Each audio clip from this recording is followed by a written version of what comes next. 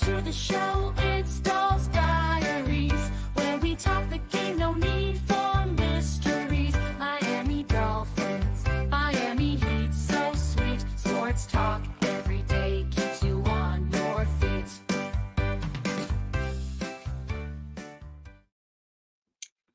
Hi everyone, welcome to a late night Dolls Diaries with my favorite troll, who you always see in the comments. Here 5 Sports. Will, thanks for coming on again. Thank you for having me on. It feels like forever since I've been on. Last time we were speaking before the show started, I was on, but I was part of like a panel of guests that just jumped on. So it's good to be a guest on your show again. You know, like I said, I miss you when you're off the air. You know, it's you bring a lot to the Dolphins and Heat fan network and so on. You bring a lot to the place. So again, happy to be on and happy to be on with you again. Oh, I appreciate that. I know I'm so sporadic.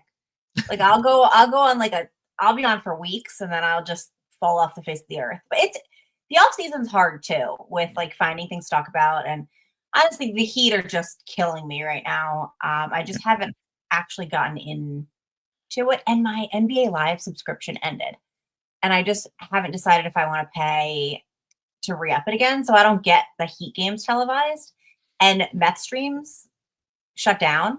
That was like the website I used. So I was like, is it worth it? We'll see. Yeah. But I think we're really going to dive into my third love. Second, I don't know where we'll rank them, but the Hurricanes. Your first passion in life. Mm-hmm. I consider you like a Canes than a Dolphins. Yeah, that's true. I get a point. I get more emotional with the Canes than I do with the Fins. So you're right about that. Yeah, I don't. But this year was such a letdown with the Hurricane. Like there was so much potential there. Cam Ward and Restrepo, like we were killing it, and then that defense it was heartbreaking. But my question for you, we'll start. Are you going to be paying attention to the combine, like the NFL combine, to see how like our guys do? Yeah, a little bit. Mostly through Joe Rose and the local guys here, the way they cover it, the way they talk about it. Not so much I'll be on the NFL Network watching it. I'm more curious to hear how our Canes do. We just found out Elijah Royal won't be a participant in Combine because he injured his knee in the Senior Bowl. Yeah, he did. He hurt his knee, which concerns me because he was listed to be upper second round, to even sneaking into the first round, and he's had an injury history with the Canes. So I'm hoping that that doesn't come back to haunt him again. So I'll be trying to see how the Canes do as far as Jalen Rivers, Elijah Rowe, Xavier Restrepo, who people have him either in the second round or the sixth as well. Even though he's a pretty dependable and pretty solid sure-handed receiver as well. So we'll see. So I will be paying attention a little bit, mostly to our Canes guys to see where they go, where they rank, as far as where the draft goes. Well, injury history. He could stay in Miami because Chris Greer is going to be all over that. And then, of course, I am dying to know where Cam Ward goes. I hope it's not the AFC East. No, me neither. My fear is the Jets. But we'll see. But I just really hope not, because I think that he's going to do big things, and I would hate to have to start rooting against him. Mm-hmm. Because I like the kid.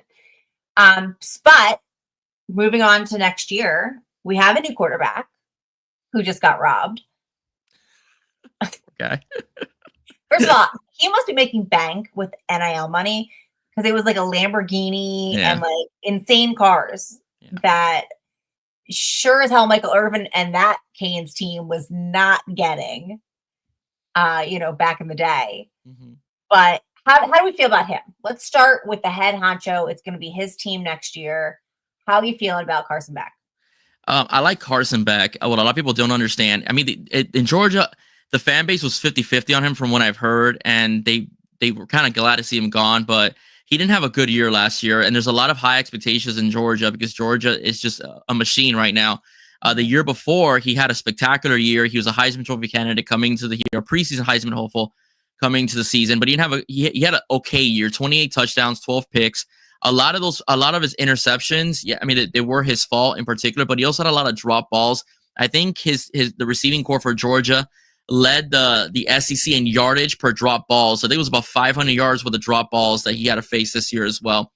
What I'm concerned about is the injury. Okay, although he's making some great progress from what I've heard, he no longer has the brace.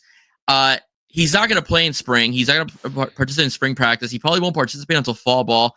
And the receiving core for this team is going to be pretty inexperienced when it comes to reps on the football field in live action, with the exception of CJ Daniels. And I'm sure after the spring game, they're going to get another wide receiver now that these top wide receivers know who the quarterback is going to be for this upcoming season for Miami. That's going to make them more attractive to land a solid wide receiver. But as of right now, although I love JoJo Trader and so on, I love Nikar. I like the recruitment of Joshua Moore. These guys are really, really, really talented receivers. Their lack of experience, and you know very well that timing is huge when it comes to the quarterback and the receiver connection. I do believe not being able to throw to his receivers early on in spring is gonna hurt his time. Pretty much the way it is. So that's what I think. I'm okay with him. He faced some very strong defenses in the ACC. SEC, sorry. Only lost 3 games. Only lost 3 games in Georgia. It's nothing to sneeze at. And although the schedule is a little tougher this year for Carson Beck than it was for Cam Ward this year, I do think that he's going to be able to tear up once he gets his bearings together, able to tear up the ACC as well. So it's going to be a run-heavy team this year. So don't get freaked out when you see a much more 50-50 balanced offense this year. Last year, the Canes threw, I think it was 55% of the time versus 45. Don't be surprised if it's a little less than that. But he's going to have a great offensive line. We have a top 10 line in the country. You have a right tackle who's probably going to be a first-round pick, right, as well. You have some studs all over the board, very well trained. They cross-train at Miami, so you can plug him in any position you want. He's going to be very good at Miami, I do think, this year, despite the fact that the schedule is going to be tougher. No, I agree. I'm excited to see him. I'm going to miss Cam Ward and that style of Canes, but I really, the high action, the deep balls, him and Restrepo reminded me of like a mini Mahomes and Kelsey.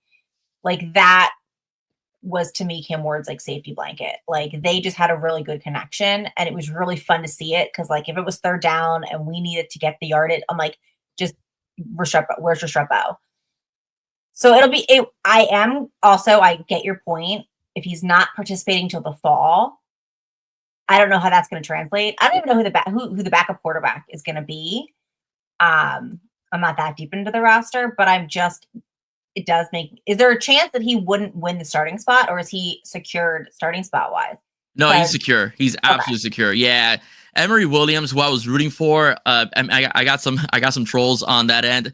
Who I was rooting for to start next season, had a really bad showing in the Pop-Tart Bowl, and I mean they project him to be QB2, but I'll be honest with you, Doll. I do think that I wouldn't be surprised if Luke Nickel, the true freshman, beats him out at some point and ends up being QB2. Luke Nickel is a stud, a back-to-back state champion for Milton High School. Georgia, people talk about Florida and Texas. Georgia has very good football down there, or at least in my case, up north of the Peach State. They play very good football over there. He's a stud. I'll put it to you this way, and I was telling Bobby this as well. Luke, as a sophomore, he was going to get sacked on one play. As a sophomore, the defensive end dives for his ankles. He throws the ball on a dime, hits his receiver on a post route in stride. The kid was gone. That's how good Luke Nickel is. Okay. And people still wouldn't give him his 4-star, which is unbelievable in some circles. So, but he is going to be a baller, being compared to Sam Howell, the former quarterback of North Carolina, based upon his size and his sneaky athleticism as well. So I wouldn't be surprised if Luke takes the QB2 spot after. That's something to watch for. Because there's not much going on in the spring, so this might be a little treat to watch for. Hey Raph, hey Chef Jew, thanks for tuning in. Raph, I really don't want to talk about Tyreek Hill. I don't really want to talk about the Dolphins. How do I feel about Reek? Let Reek troll the internet. That's what he likes to do. Let him run his little race. And if he gets traded, he gets traded. Greer's going to do what Greer's going to do. And if he stays, I hope he performs better than last year. And if he goes, I'll only be a little sad. That's how I feel about Tyreek Hill. I need a break from Tyreek Hill because he's talking more now than during that film of watching him, Waddle saying, "Yo, Reek, you coming in?" and him be like, "Nah, I'm good." Killed it for me. It just absolutely killed any respect I had for Tyreek Hill. So I don't really want to talk about Tyreek Hill.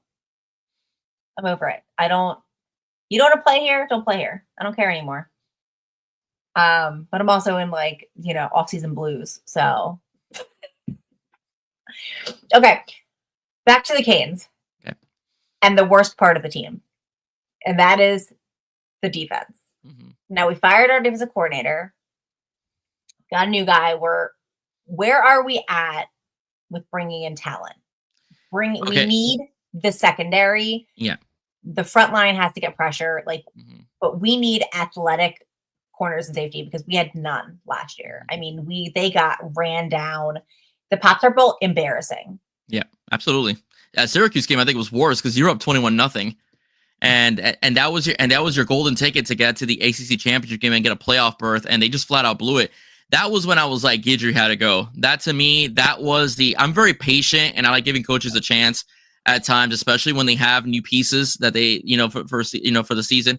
Cam Kitchens and James Williams, for all the criticism the fans gave them, they hit a lot, and they were and they showed how good they were because Miami was a top 25 defense in 2023, and they were shelling themselves in 2024. They wasted Cam Ward's season. This team should have been in the Final Four. That's how good that our offense was. They should have been in the Final Four.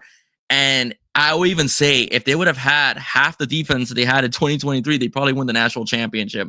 That's how good that offense was. It was unbelievably sensational. You couldn't stop them. But as far as the defense goes, I'm cautiously optimistic about Corey Heatherman. Minnesota put up a top 10 defense this past season. He seems to want to simplify the game a little bit. He believes in pressure. He believes in getting guys in the backfield. I don't think we'll overly stunt like our front four did last season as well. And I think guys will be in the proper position. But again, I'm cautiously optimistic because we've been excited. Yeah, this guy's coming in. And then, they disappoint, or the following season they disappoint. I like what I saw on film. One of the biggest problems that Miami had this season was setting their edges, and Minnesota didn't have a problem with that. So that's something that I'm looking forward to seeing. As far as talent acquisition goes, the priority for the transfer portal and in recruiting was the defensive back position. For starters, Miami hired 2 defensive back coaches this time. All right, they don't have one. They have Zach Etheridge and they have Will Harris. Will Harris is rumored to probably leave for the NFL, but we don't know that because him and Brandon Staley are very close. So that's why. So that's a rumor, but I hope he doesn't. We'll have 2 defensive back coaches. So that's a priority. In the transfer portal, Emmanuel Carney, stud, athletic, twitchy. Charles Brantley is a very aggressive corner as well. Xavier Lucas, American Heritage in high school, was very controversial because Wisconsin wouldn't let him enter the portal. He could play cornerback and he could play safety. Yeah, some stupid Big Ten deal that hasn't even been approved. And as well, and you have all these guys as well. Ethan O'Connor as well over from Washington State as well. Then of course you go into recruiting. Chris Ewald from Chaminade Madonna. That guy used to cover Jeremiah Smith in practice. Okay, and Jeremiah Smith could be drafted in the NFL if he was to go out today. That's how good he was for Ohio State. But he can't. You got to do 3 years in college before he can get drafted in the NFL. He used to cover him, JoJo Trader, Chris Ewald, Jabari Antoine as well. Then you have Amari Wallace, who broke his leg in a game, making great progress. I heard he's doing really well in practice as well. So those are pieces that we've added. Bryce Fitzgerald from Columbus High, a big tall corner as well. You can put him at wide receiver. He's a great athlete as well. So that's what we've done as far as talent acquisition and both in recruiting and also in the defensive backfield. What Miami wants to do this time is turn the defensive backfield into a strength. And at least as of right now on paper, they've kind of done that because you can rotate these pieces on and off the field. Damari Brown, if he's healthy, he could play nickel or he can even play safety as well. OJ Federico was all ACC this year. I know the Syracuse game scared people, but he was a true freshman, 1-on-1 against a guy that used to play for Alabama. So that's kind of a tough task. And again, defensive coordinator left him out to dry. So you have OJ Federico, and don't sleep on a guy named Ryan Mack. Ryan Mack was a 3-star from St. Thomas High. Ryan Mack used to cover 5-star receivers in the red zone. So get ready, guys. The defensive backfield might surprise you this season. I hope it does. Yeah. Because it was frustrating. Yeah. It was so frustrating. Yeah. The soft zone and like just watching these kids just get run by Yeah. and the missed tackles. And a lot of it, there seemed to be a lot. I don't know if you picked up on this too. There was so much miscommunication in that Oh, terribly. secondary. I mean, it just looked like these kids, it looked like it was a backyard game. And these Yeah. kids were just like, hey, I'm going to come out. I'm going to be over here. You're over there. Yo, you got him. And it just, but I put that a lot on coaching. Yeah. I think No, you're right. they just looked very, very, very unprepared for every game. And I'm like, you have the top, what I thought was like the top offense in college football. And honestly, like with how many points Cam Ward was scoring a game, you didn't even need to like shut out opponents. Like you just really needed to just like be decent. Yeah. I mean, because and even if like, you know, Cam Ward did start slow a lot, like our offense did start slow sometimes. By the third and fourth quarter, though, I mean, how many games did we come back and win? I mean, scrape our teeth by, but yeah, I think that comes down to coaching. And I want, you know, I really want a coach that comes in and simplifies and plays by the book and make sure that these kids know what their job is, what their role is, and that they're not out there looking like a confused backyard brawler. Yeah. Motion seemed to bother this team this year. Whenever a guy went in motion, it seemed like everybody freaked out. And we had a safety named Mish Powell who came from Washington, who competed for the national championship just a year before, and he would get caught a lot of times ball watching and lose his man on several occasions out in the backfield.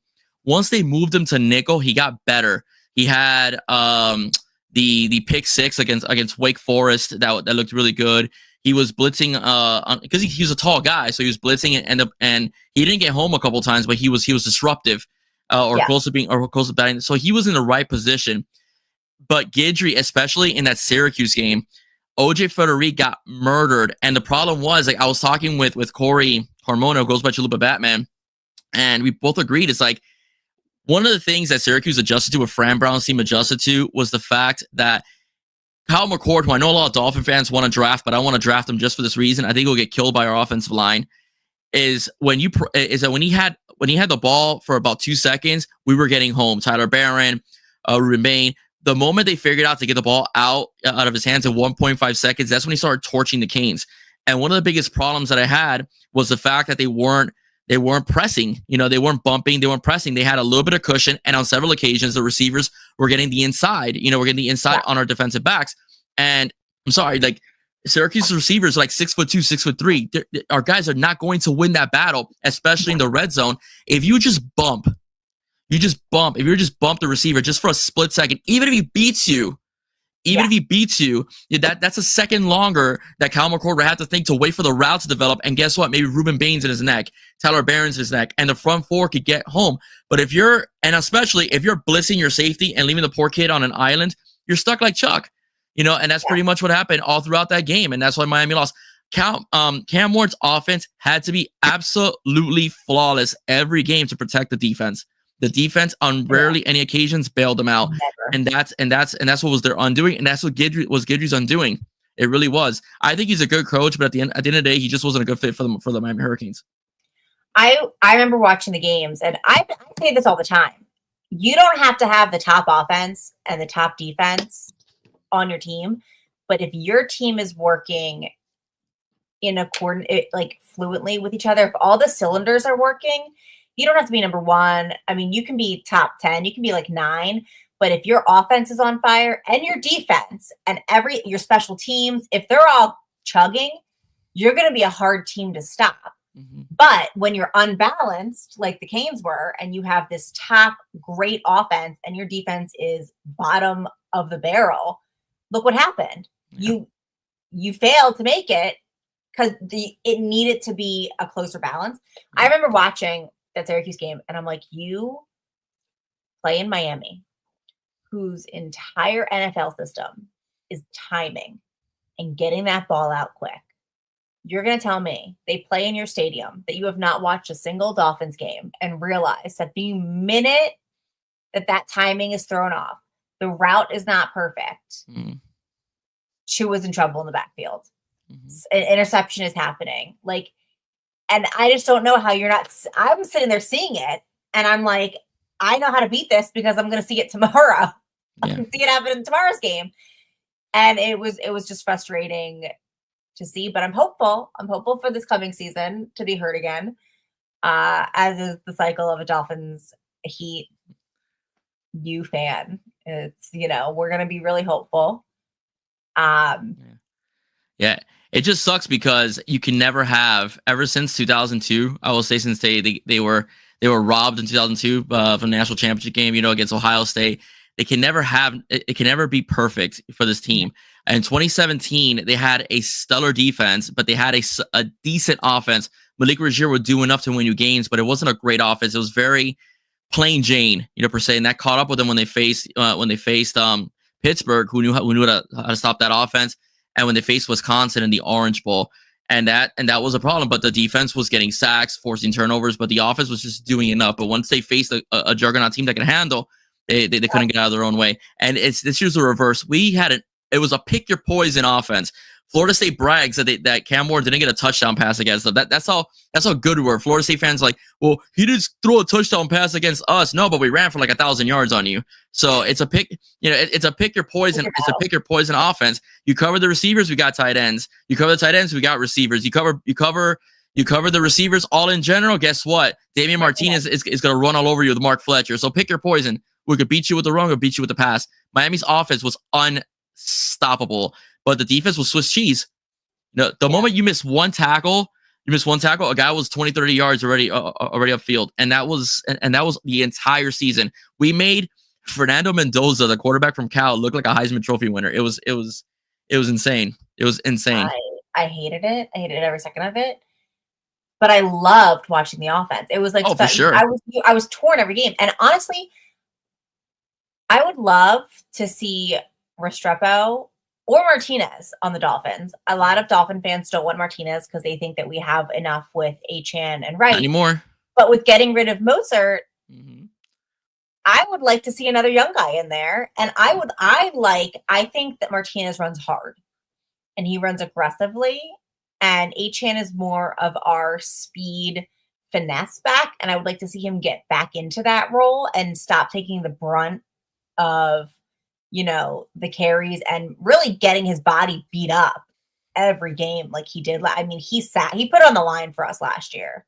Yeah. I would love to see Martinez in there, give him it on 3rd and 1, maybe a little 3rd and shorts. Like, I would like to see that. Him and Wright would be a good duo. Mm-hmm. And then Restrepo, I think, with all the Tyreek issues and I don't know if Braxton Berrios is coming back. I could see Restrepo in there as like a slot receiver. I could see him. I would like that. I mean, that's my personal opinion, but I'm also biased.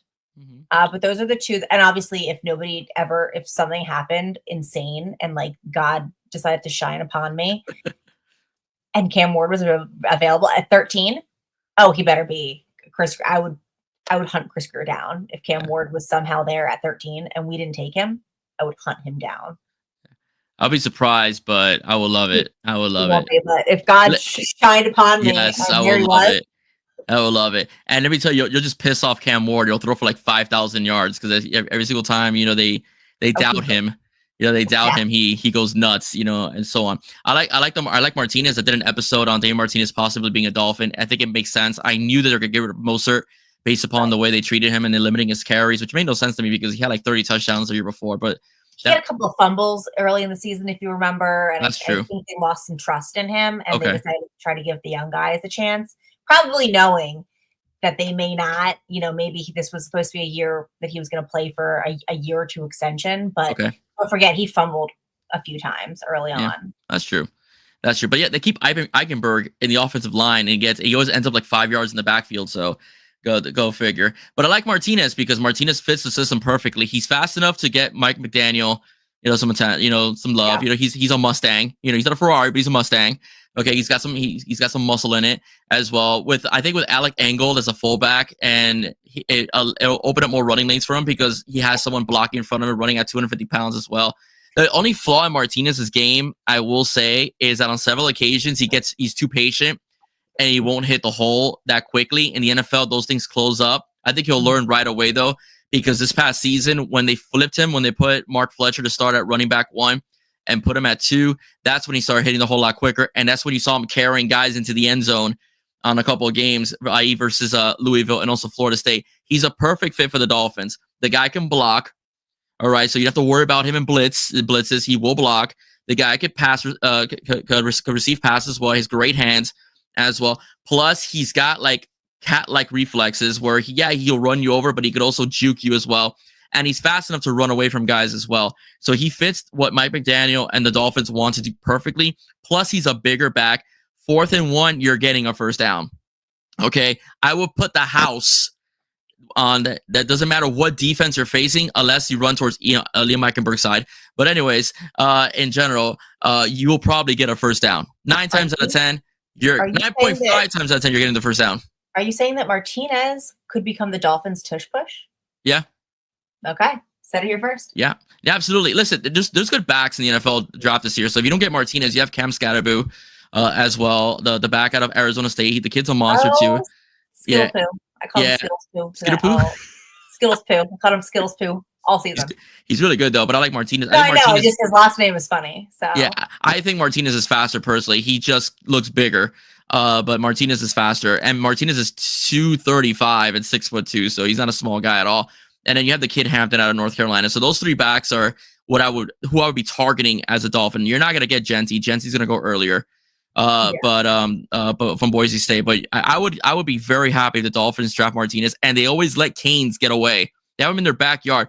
They drafted Hunter Long over Brevin Jordan a few seasons ago, and Hunter Long, where is he now? In general. So no one knows. So that's pretty much it. But they have Brevin Jordan, who ended up being a better tight end in the draft, the same draft, and they didn't pick him. So I think the Dolphins should look at Martinez if they can get a bigger back. But it's a good season for running backs, and I think Martinez will fit the Dolphins perfectly.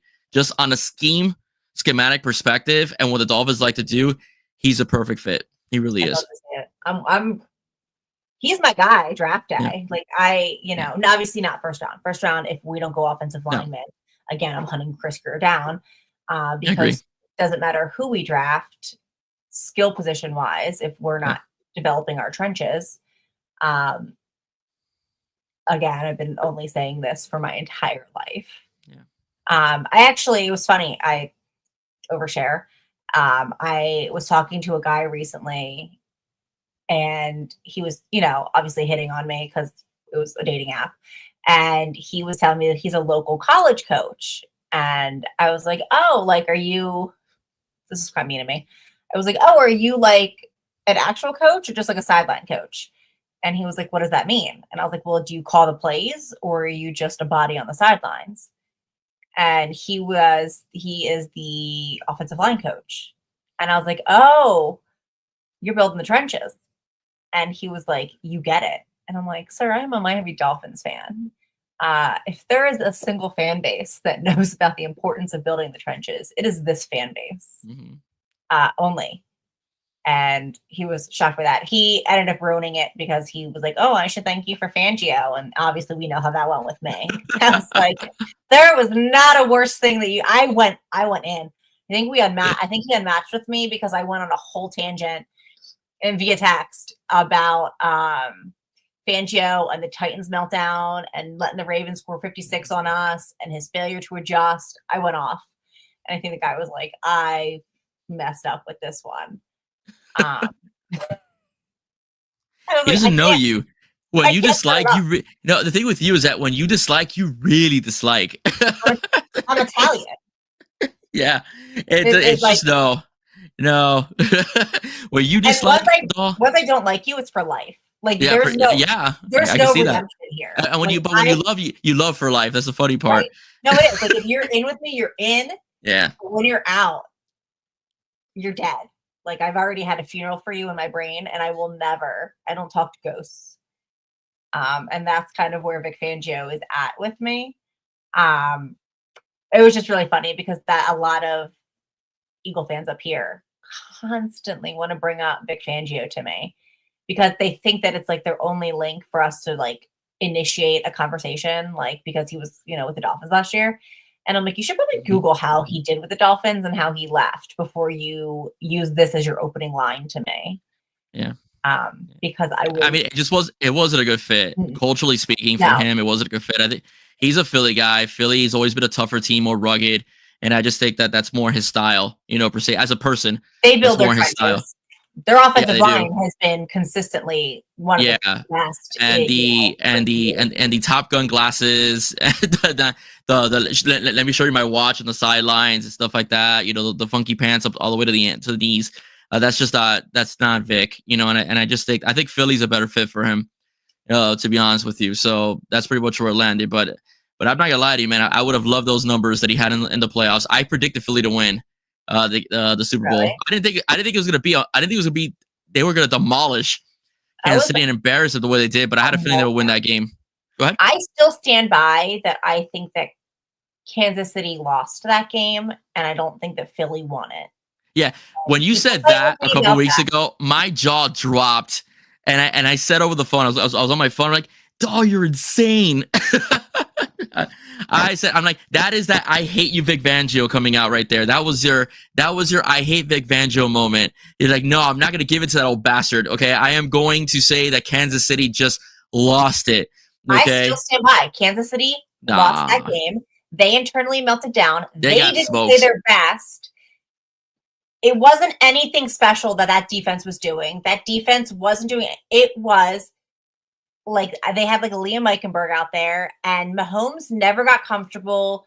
He just wasn't on his flow.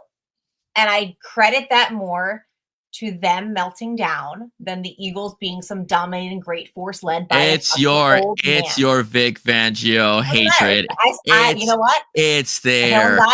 They had 10 turnovers in 2 games, dog. That front four, they didn't have to blitz at all. That front four was smoking the Kansas City offensive line, and the defensive backfield played very well.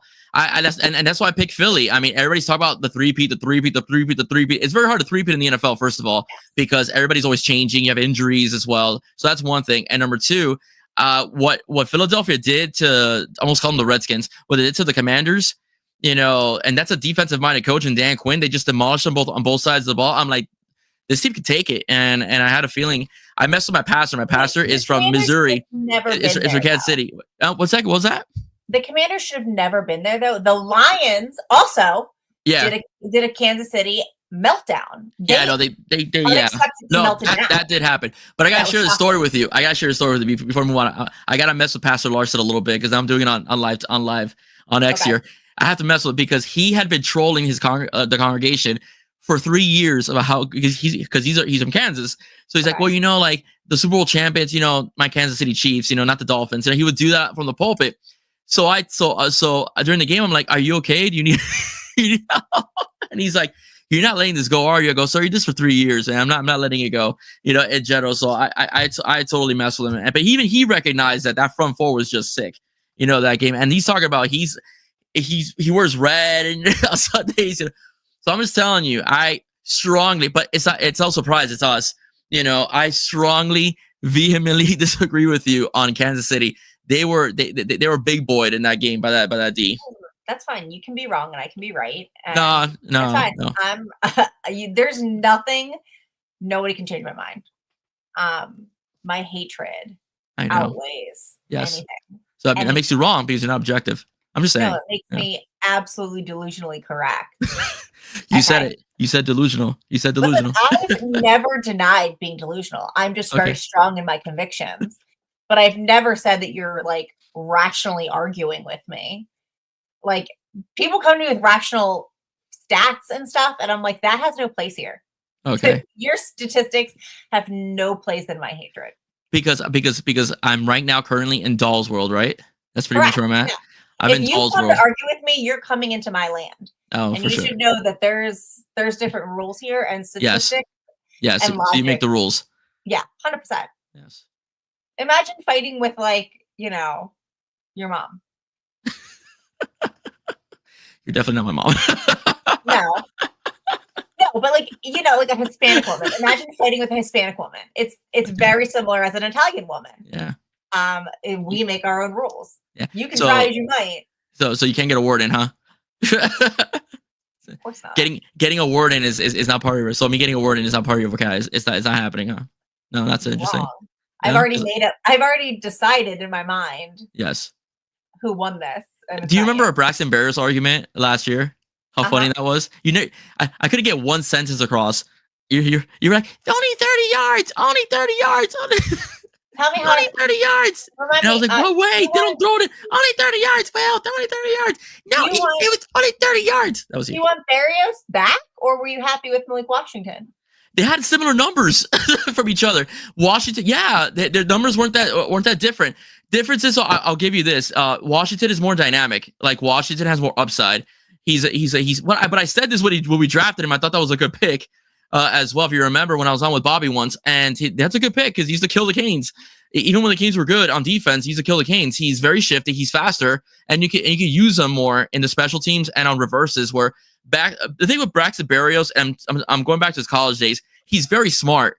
That's why no one was surprised when the Pats first drafted him. He's very smart, and he bails out his quarterback. That's his thing. So if he has to break off his route and find a hole in the zone for his quarterback, he'll do it. He did for Rozier the entire season. You know, when they had that run, Malik Washington could do that, but Malik Washington will get some separation, you know, from his defender, and maybe not have to put his quarterback in that position all the time. So yeah, no, I'm happy with Malik Washington. If we let go of Barrios, I completely understand. I also understand your Restrepo argument. That's a guy who's a very good route runner, you know, as well. I just think we have too many small receivers. So I do think that we need to get a bigger guy that could win a 50-50 balls. If we're going to go to the receiver, I guess someone's like 6'4", 6'5" that could win. I'm still a fan of small receivers. So what was that? That's what Jonnu is, and that's what I thought. But he's a tight end. That's the thing. I want a boundary guy. That's what McDaniel wants to do. I think he wants to keep our big guys at tight end, and he wants the small, speedy receivers on the outside. Yeah, it's not going to work. That's McDaniel. That's his. If you look, that's his thing. No, I get it. Debo Samuel's not a big guy either. I understand. I get it. Speedy little guys, but the problem then is that we saw, like with Tyreek this year, when we were throwing those contested balls, Tyreek wasn't coming down with those contested balls. Of course not, because he's like 5'2". I pissed a lot of people off when I was like, say what you want, but George Pickens would come down with that ball. Yeah. You may not like his attitude and his fighting on the side, but George Pickens had like a career high of drops this year too, because the whole Steelers organization they're in the middle of their own rebuild. But he fights for his contested balls. Like he's not gonna let a dude take that ball out of his hand, because he'll rip that shit and then he'll turn around and give you like that attitude and that look. Yeah. And that's kind of the dog that I want our guys to have. Because our guys will just like go up, try to get it, and then go to the sidelines and laugh about it in their tablet. And like, oh well, I didn't get it. And it's like, that ticks me off. I want to see a little bit of that. I want to see a little bit of the aggression and the competitiveness. You say you're a competitive athlete, compete. This should be the height of your aggression and your competition, and you're just like laughing it off and walking away. And I get the argument of like shaking it off for the next play, but it just seems like they don't actually care. Yeah. And I know that they're not supposed to as deeply as us fans. But. Yeah, that franchise has cultural issues. I mean, let's be perfectly honest. It has a lot of cultural issues, especially when your top receiver decides to quit in the fourth quarter. But the bottom line is though, I still think big receivers work. Amon St. Brown is a big guy, you know, for Detroit, and he comes down with those kind of balls. I'm a big fan. I know not a lot of receivers these days are not that big anymore. But I'm still a big fan of the 6'4", throw it up and make sure look, Devontae Parker, when he was healthy, that's what he did. He wasn't burning guys on the sidelines, but if you had one-on-one coverage on him and you were 3 inches shorter, you weren't getting that ball, because he had a very solid vertical leap. He's a basketball player, and a solid vertical leap, and he was rangy with his arms. So he was coming down with that ball, and Miami just doesn't have that. I know Jonnu Smith is that guy. Gesicki could have been that guy. They really misused him. I mean, he hasn't done much since then, but they really misused him. You know, they could have used him in that situation, especially in the red zone, fling it up to him, and he had very sure hands to make sure he gets it. And this team, the Dolphins, just didn't do it. No, the Dolphins just didn't do it. So I think, but I'm still a big fan of the boundary receiver being 6'3", and then you throw it up 50-50 ball, especially in single coverage, and come down with it. Just what I think. I know it's old school a little bit, but it works. Do you think, I know I said I wasn't going to talk Dolphins, but do you think they're going to win any more than 9 games this year? Or do you think that it's going to be an absolute collapse and they're going to have to, there's going to be firings? Yeah, I want to see McDaniel with a good line. If they draft and the offensive linemen come in, plug and play, and pan out, I like to see McDaniel. Like if he has a really good offensive line, they finally have the line that he wants, that they're able to give to an opportunity to throw the football a little more, even though it's going to be short, but open up the running lanes a bit more as well. Even though they ran the ball out this year, I do think that I do think I'm just looking at a comment right here, the back of the podcast. But shout out to him, JB. So, anyways, but just to make a point about that, I want to see how it works. But I agree with him. The Marks brothers were 5'9", but Marino could throw it anywhere and they would catch it because they were blazing fast. It's a whole different ball game with Tua because Tua doesn't have the arm strength. So you're gonna need a lot of balls being challenged with the Miami Dolphins. Whereas all Dan Marino had to do was wait for Mark Clayton or Mark Duper to run past their guy, and that ball was there. So it's a little different dynamic with Dan Marino versus Tua. Tua needs a guy that could get 50-50 balls because he doesn't have the arm strength to allow Tyreek to eventually run away from his defender. That's pretty much why. But good point, JB. So that's where I think, I'm at as far as that goes. They just need one big tall receiver, and that's it. That's pretty much where I'm at. But I'm sorry, I just started rambling because I read the comment. But I like to McDaniel with a good line, and let's see what happens. But if not, I see mass firings, because if not, you're gonna have a mass exodus of season ticket holders, and Dolphin fans are fed up. They're fed up. A lot of investment. Listen, there's some people that say we shouldn't trade Tyreek because Tyreek is still that good. The Kansas City Chiefs have gone, to back-to-back Super Bowls without him and won. So I think that I really do think that you can invest that trade value in the trenches. At the end of the day, to quote our high school football coach, if I have a good old line, I can do anything I want. Oh, 100%. So if you have a good offensive line, you could have just Jalen Waddle and good receivers and Jonnu Smith, and you get house people. And so that's pretty much where I'm at. So build the trenches, man. It all inside out. That's where it all starts. I just don't know if I trust Chris Greer and Mike McDaniel to draft linemen. I don't know if I trust them to, but yeah, no, I think I'm kind of preparing this season to be a disappointment and the what is it? The precursor to a large firing and then another 3-year dip. But I want to see more than just like the firing, because I would obviously love to see so many of them go. The culture shift. I want the Dolphins to encompass Philly, Pittsburgh, even Kansas City, the Packers, like a culture. Like all those teams have a culture. They, Pittsburgh, what you're getting. Steel curtain, and they want to run over you. Mm-hmm. And that's how they build their roster. Philly, they're going to tush push, but their offensive line is going to protect that quarterback. They're going to have time to throw. And with Miami, like you look and you're like, I don't really know. I think that we need to choose an identity. Yeah. And hopefully it's one built in the trenches, and it needs to grow from there. But I'm hoping that firings happen and then a new guy comes in, sees that, and he's like, okay, this is our culture now. This is who we are. And we're going to build a core around it. And I think a lot of the philosophy is mental and these players, but I don't think a culture shift can occur under Mike McDaniel. I think he is a large part of that locker room problem because he wants to be your buddy. He wants you to think he's cool. And I don't think players are being held accountable. Miami, I'm available. I'll whip this entire organization into shape. I dare you to. I'll be waiting outside the facility if you're a minute late and you're running laps. There we go. Like you're in high school again. I will treat you like your mother. There you go. Yeah. Stephen Ross, you listening? Courtney wants the job.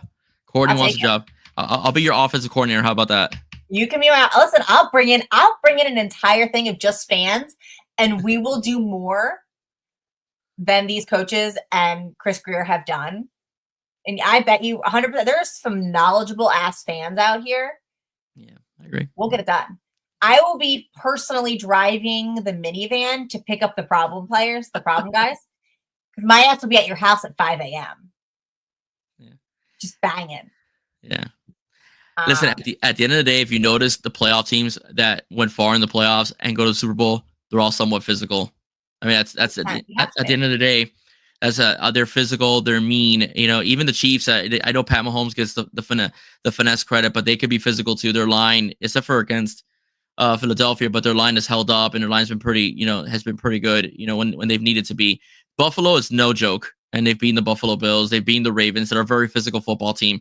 So at the end of the day, you have to be mean, somewhat nasty, and you have to command respect of those trenches, both on the defensive and offensive side of the ball, if you want to win any single football game. And that's just what Miami lacks. Again, our guards are getting pushed back 5 yards into the backfield, and that can send in Tua. And Tua's fragile. Tua gets hurt a lot. Your franchise quarterback can't miss 6 games again. You know, I know it's not his fault because he does get clocked. You know, it's not a maintenance situation like it is a lot of times in the NBA. But he's not durable, and you need a durable quarterback. That's why I want to draft his possible replacement in this upcoming cycle. I'm a big Jackson Dart guy. Played in the SEC, has a solid arm, is pretty mobile. Can deliver the ball in tight spaces, has a good deep ball. I say Miami should go for it. You know, and if Tua doesn't pan out in the next couple of years, you got your guy they could throw in there and check out how he does. I would like to see that, and I'd also like to see us pick up a veteran. Russell Wilson's available. Okay. And I want a true competition in that backfield. I want Tua to feel pressure. I want a true competition, and I want a capable veteran that can go out there and actually win games. But I also want the coaches to be, if we do draft a young guy, actually give him the reps. Make sure he knows it. I feel like I know there's a lot of debate about Skylar Thompson, but I really don't feel like he was developed. No, he wasn't. Correctly. And so if we're going to do this, I want to see that we're actually developing the young talent to take over.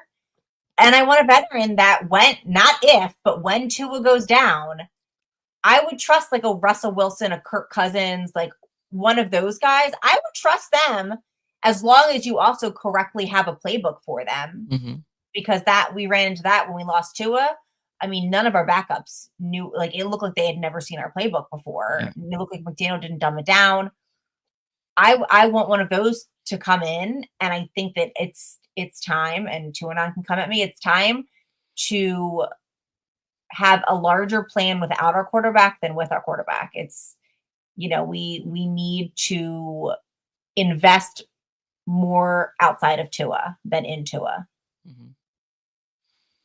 No, I agree with you. I mean, at the end of the day, Tua is who he is. And I love Tua. I think he's a good leader. I think he's a good locker room guy. I think he's great for the community. As well, I'm rooting for him because if he succeeds, we succeed as a fan base, as a football team. But I just don't think Tua's a franchise quarterback. I think that he's a good quarterback, but he's not going to take you to the promised land. Everything has to work well for Tua for it to be successful. It can't be 35 degrees outside because Tua freezes, you know. It can't be raining, you know, because the ball slips out of his hands. You know, you can't. A guy, you know, I mean, he can't be touched because he's on the sideline in concussion protocol.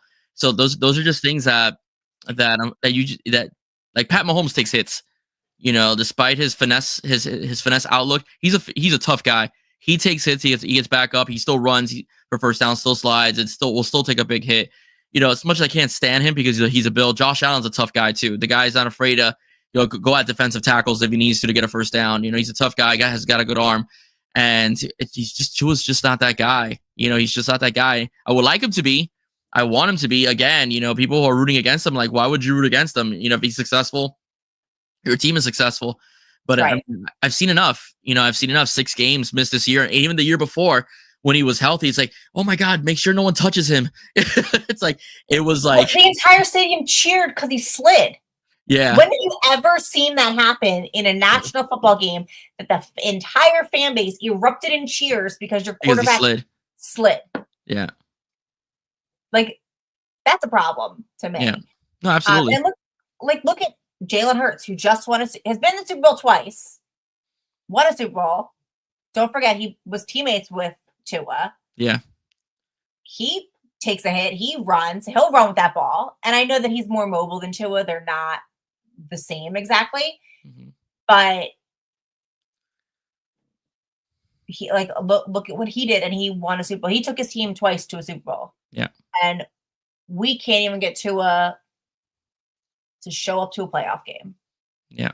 A single playoff game. Yeah.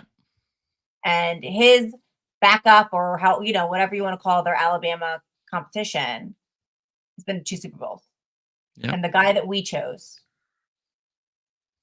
has had 1 season that he did not get injured, and he got embarrassed in that playoff game.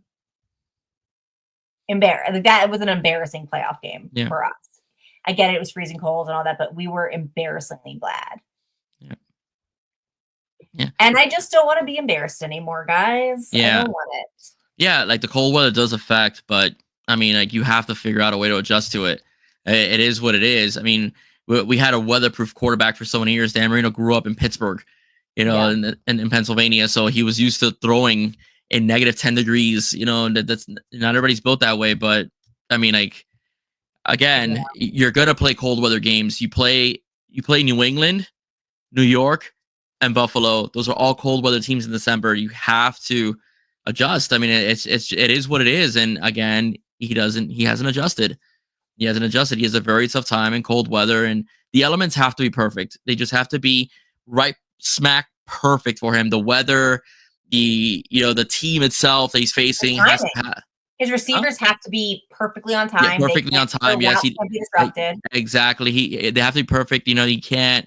If Tyreek gets knocked off, he stutters a little bit and doesn't finish his progression because he wants to get the ball to Tyreek. Even though he's a little better this year at that, he did throw to the third guy a few times. Tyreek struggled this year with getting separation as well. Yeah. For as fast as he is, and he wants to brag about his speed, some of these backs were all over him. Like he really struggled this year to get the separation.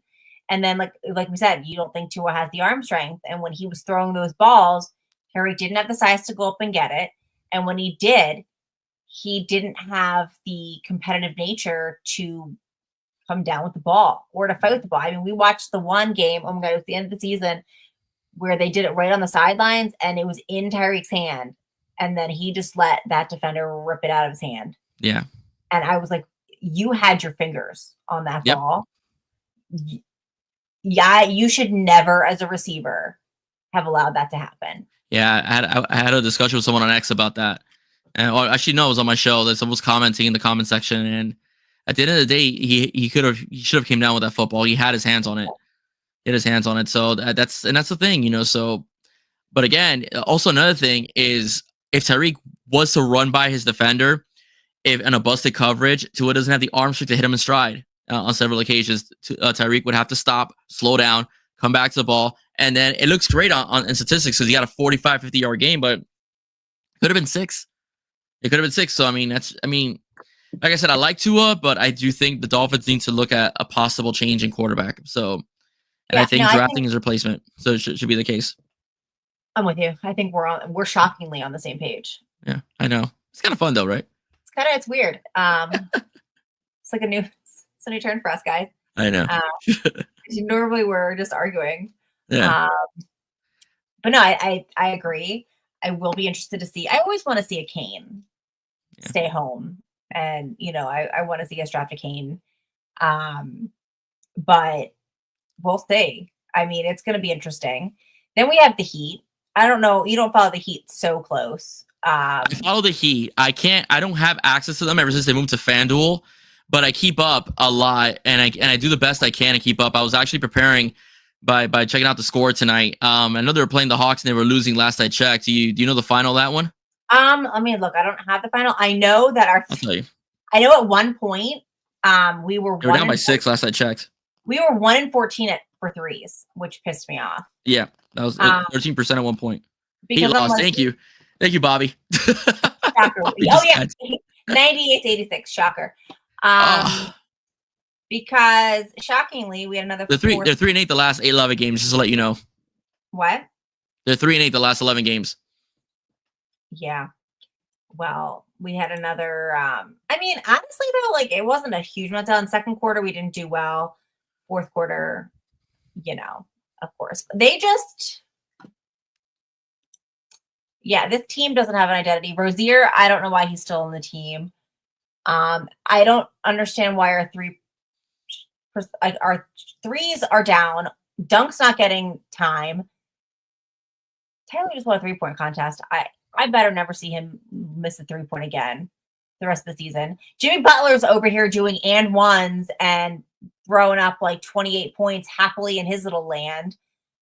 And we're over here just mid. Yeah. I'm going to get killed for saying this, but I do see a light at the end of the tunnel. I do think that all the players that we have right now, they have expiring contracts the next couple seasons, and that will free up cap space. And I do think Miami is a guy or two away from having a very successful team. It's not the coaching, because if you look at the way the schemes are called, the schemes are called. They're called well. They're getting open looks. They're just not landing. That's not really Spo's fault. And Spo's been asked to do a lot with a little as far, and also a patched up roster. In particular, I do like Andrew Wiggins. He was a huge component of Golden State winning a championship a couple of years ago. So, but I do think that it's more of a preparation for the next couple of years, maybe to land a Giannis, if I'm not mistaken, possibly. I don't know if Luka signed an extension with the Lakers or not, because I haven't followed that. But I think Luka's gonna be a free agent in a couple of years as well. So I think that's the end of the goal. I remember the Heat were mid before they got LeBron and Wade. So I think Riley wants to do that again, to make sure his team gets to where it needs to go. But yeah, you're right. The Heat right now don't have necessarily an identity. They're trying to be the Bam and Tyler show. As of right now, they can't carry the team, but they've had disappearing acts. Jaime Jaquez has hit the sophomore wall, and Jaleel Ware has hit the rookie wall. So that's not helping. Terry Rozier was a 20+ point guy when he was in his old team, and now he's like non-existent. I think they tried moving him, but no one would take him. That's what I think happened. No one would take him. So I think that's the situation right now. And listen, that Jimmy Butler Golden State thing, Jimmy gets pissed off, every 2 years. So I don't see that work. I don't see it in the end working out either. He probably didn't want to be the number one guy on the Heat anymore. So that's probably what was one of the issues. But at the end of the day, he acted like an immature little jerk. So I'm really glad he's gone. I'm sorry. At the end of the day, Riley's got rings. You don't. Riley has built championship rosters. You're part of a piece. It wasn't his fault that Joe Cronin over in Portland wanted a big ball, Damian Lillard, to send him to a team that he wanted to send him, not send him to a team he wanted to go to, which is Miami. If Lillard and Butler would have played together, Butler's still on his team, and the Heat are at least a top 4 team in the East, because Lillard is just a baller. Plain and simple. He doesn't have off nights. So that's not Pat Riley's fault. And everybody talked about, we could have gotten Kyrie Irving. Kyrie Irving doesn't fit with this team. All right. Kyrie Irving is in his own world at times. You don't know what kind of Irving you're getting. So the bottom line is, it's not like Pat hasn't tried. He has tried, and whether it's the Godfather mystique is wearing off, I don't know what it is. But the bottom line is, though, I do think that the Heat are looking towards maybe a year or two from now and landing a couple big pieces to make this roster better. Tyler's young. Bam is young. Khalil is young. Jaime is young. It's still a very young team. Let's not forget that. So we'll see what happens. But I agree with you. They don't have an identity right now. Where do you stand on because this is a big controversy, the Pat Riley is getting too old and maybe it's time for him to retire. Maybe he's just, because he's what, 82 or 86? He's still late 70s, if I'm not mistaken. I think he's like 78. Is he 70? Why did I think he was 82? I think he's 78. I think he's 78. And no, I don't think he's too old, because, no, you don't think he's, forget the world chasing Bobby. Hold on. Forget I have to put Bobby in here. Okay, forget the world chasing. Focus on youth movement for the. No, I agree with you, Bobby. But the guys I mentioned are young. Okay, Giannis isn't a geezer. Isn't an old man, and Luka isn't either. So these guys aren't ancient guys that he could try to chase down. They're not past their prime. When Wade, LeBron, and Chris Bosh all signed, they were all in their mid to early 20s. So I don't think that. I don't think it's a matter of not having a youth movement. I think they just want to add stars.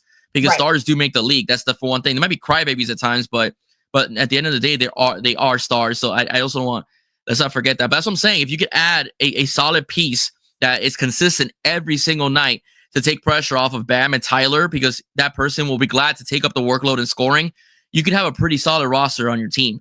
So that's what I'm trying to basically say, for the Miami Heat. But like I said, Tyler, super young. Bam is still young. Khalil is a baby, basically, in NBA standards. And Jaime Hawk is like 24, but still relatively young, as well. So that's where I'm at. And no, I don't think Pat Riley's too old. I really don't. It's like I told Daniel Solana when he was on my show a couple weeks ago, teams that win championships have stability and order.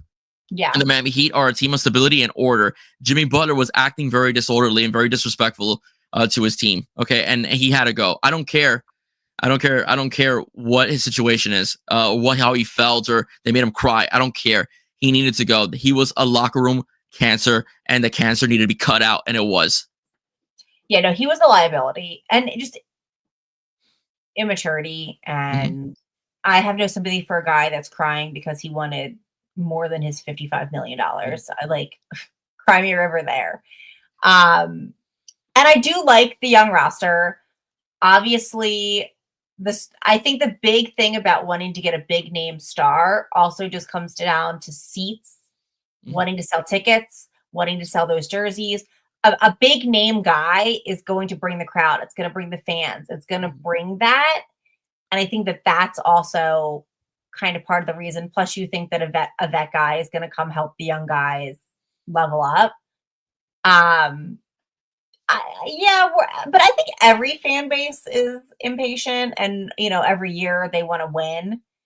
I don't agree. I like the one thing that I think the Heat have that the Dolphins don't is a competent, stable front office head coach. I think Spo's probably one of the greatest coaches, just period, in any sport right now. I trust him. He has a good head on his shoulders. The team respects him. He commands the locker room. I don't think that's the problem. I think the problem is just finding the right rotation, getting the right pieces. Because you'll see, like, the last game, I mean, Hero put up 40. Bam had 24. Like, they're putting up number. I think Wiggins had, like, almost 32, if I recall. And we still lost because defensively, we couldn't get it together. It's just, we got to find, we're there, then we're not. We're there, then it's hot and cold. And that's just telling you that you're there. The water just hasn't boiled yet. Yeah. That's the way I can say it. No, and I agree with you. And again, Spo's a great coach. And when they went to the championship with Jimmy, the role players that he was getting a lot out of, they were hitting their shots. Caleb Martin, Max Strus, Duncan on several occasions when it was the right matchup, for him offensively to go off. They were hitting their shots. They were helping Jimmy, be Jimmy, but they were also doing their part as well. Like I said, the scheme is not the problem. The style of basketball is not the problem. It's the fact that the buckets just aren't going in. Yeah. And that's a major issue. And that's where I think is lacking with this team. And again, the guys that were supposed to take that next step are not taking it. Rozier hasn't taken it this year. He's hot and cold. He'll give you a 31 night. He'll give you a 1 the next. Then Jaime Hawkins is averaging less than 10 points a game when last year he was averaging about 15. So I think that's he's hit that sophomore wall. And it's shocking that you hit that sophomore wall because he's a veteran guy as far as age goes. He played a full 4 years at UCLA. So he's not exactly this young 19-year-old that you still have to get his feet wet like Bam was when he came out of Kentucky, in his rookie season. So he's a seasoned player. So that's where I think the step up needs to go to. But I do disagree, Bobby. I think we need just one whale. I think we get one whale. It'll complement both a young whale, both Bam and Tyler. And I do think that'll put the team, ahead. So in the NBA, one player makes a difference in a lot of teams. It really does, because I agree. So I think that's just my point, and I would love to be a 40-point guy a game or 35-point guy a game and have Tyler Hero and Bam Adebayo, helping me out on offense. I think that would be the best thing, for the Heat. So that's pretty much where I'm on the team. I don't think Pat Riley's too old. I know I'm nostalgic because I've been watching Pat Riley for years, even going way back to when he was coaching the Lakers. At one point, and those Knicks teams, and when he came to Miami, how he changed the culture of that team, made us more physical, more defensive minded. Then for being too old, he adjusted very well to Wade's style of basketball, or became a bit more quicker on offense with good defense. So Pat Riley understands he's not too old, and Coach Spo evolves a lot on offense as well. He adjusts to his team very well, and he plays to his team's strength. That's why he's going to be the coach of the USA basketball team in the 2028 Olympics. So, take that. Yeah, take that to the bank. I would love that. All right. Well, it has been over an hour. We actually exceeded. You were right. We exceeded. I told you. I was like, he's not going to get more than 30 minutes out of me. I'm exhausted today. He was like, Courtney, it's us. We're going to yap. We're both yappers. Totally. But thank you for coming on. And I'm excited. We'll have to get you back on after the draft. Perfect. And see where our guys went, what the Dolphins did, and regroup, because that'll be about time that spring ball is. I don't know if it's just ending or starting there. I feel like it's. When's the draft? I'm sorry. The draft's like May now, isn't it? They always if it's in May, it'll be spring ball. It'll be spring ball around that time.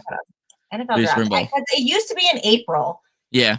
And I think that it is April. It's April 24th to the 26th. Okay. So it's right before spring ball, I feel like. Or maybe right around that. Either way. Because we'll factor that in.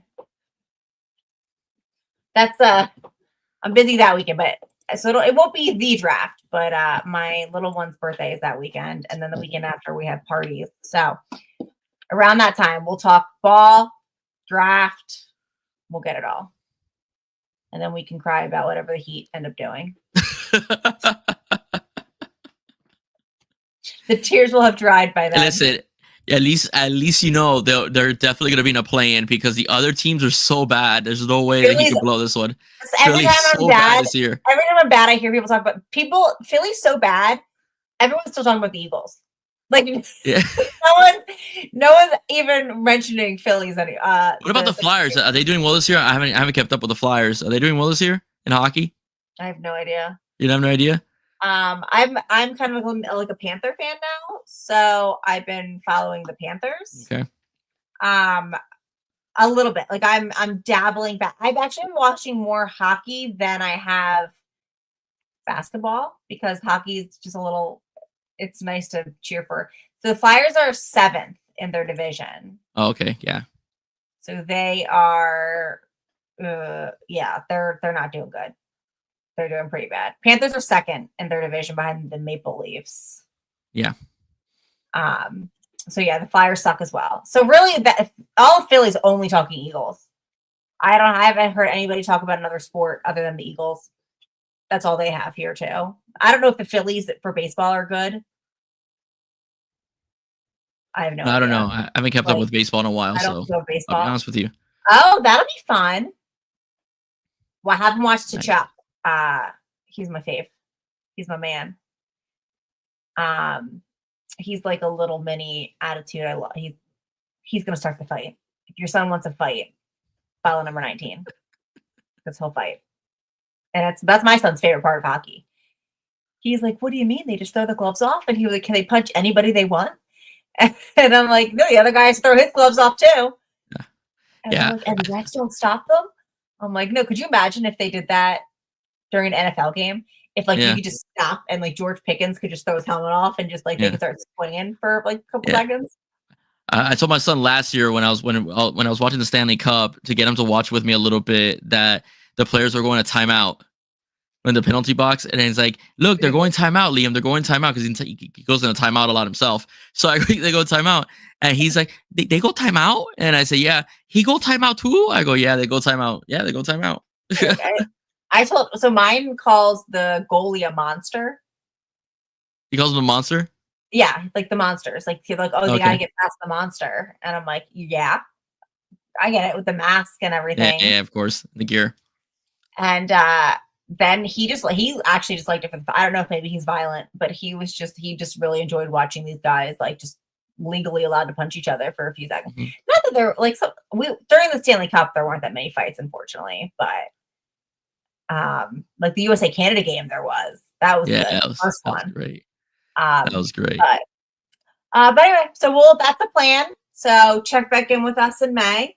Thank you. And thanks for coming on. Thank you. Thank you for the invite. I appreciate it. Yeah, I told you you're always welcome on. Thank you. And I hope everybody has a good night.